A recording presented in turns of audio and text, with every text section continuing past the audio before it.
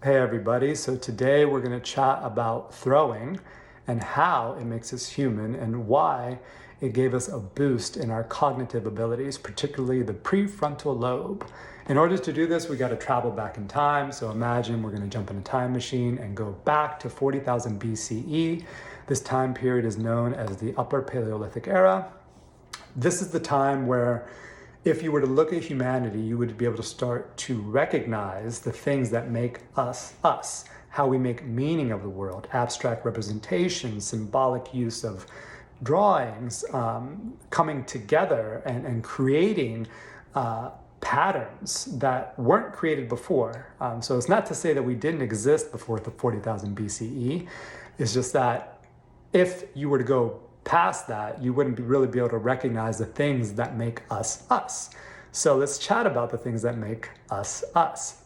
First thing, in 40,000 BCE, we start making drawings, vivid representations, cave paintings, cave drawings, sculptures, we're carving figures. There's even some evidence that we're making music. And I'm going to chat about how throwing and drawing or creating art are very, very closely related when it comes to the brain. Second thing that we're doing, we're making calendars. We're starting to develop calendars. Now, numeracy hasn't been invented at this time, but we are using a symbolic representation of the moon to keep track of the passage of days. So that's pretty mind-blowing in itself, how carving a figure on a wall will tell your human ancestors back in the day that around now would be a good time to hunt because it's at this time period, and that's exactly what they used it for. They based their hunting around the cycles of the moon. Interesting fact is that to this day, modern hunters will still use the phases of the moon in order to plan their hunting season. The third thing is we start to make weapons, and this is where things get really divergent. So let's use an analogy of a game show, a reality show, if you will. Imagine there's two teams on this reality show. There's Team Neanderthal and there's Team Homo sapien. The goal of the reality show is to take down big, large, angry mammals, kill it, eat it, and ensure the survival of your species. So that's the point of the game. Now, you can't get injured and you can't die because obviously you're not going to win. The weapons that Neanderthals have, or Team Neanderthal, they're going to get short, heavy spears that they have to get very close to their quarry in order to take it down. Team Homo sapien, they're going to get projectile weapons, really thin spears with bone tips that they can throw. And they're going to have multiple chances to do it because maybe they have like 4 or 5 spears with them.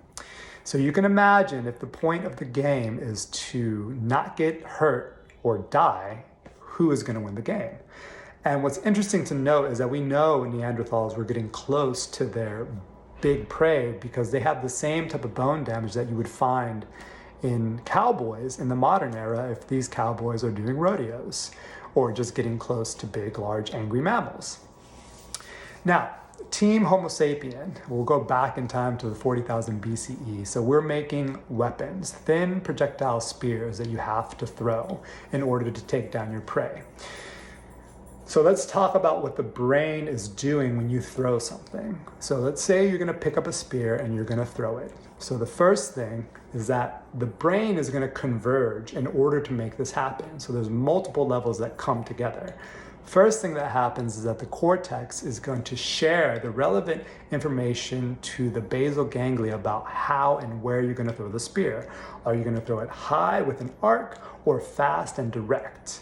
Then the cerebral cortex and the cerebellum jumps in, and based on your imagination, on your visualization of how you're going to throw it, that's going to tell your arm the motion it needs to make.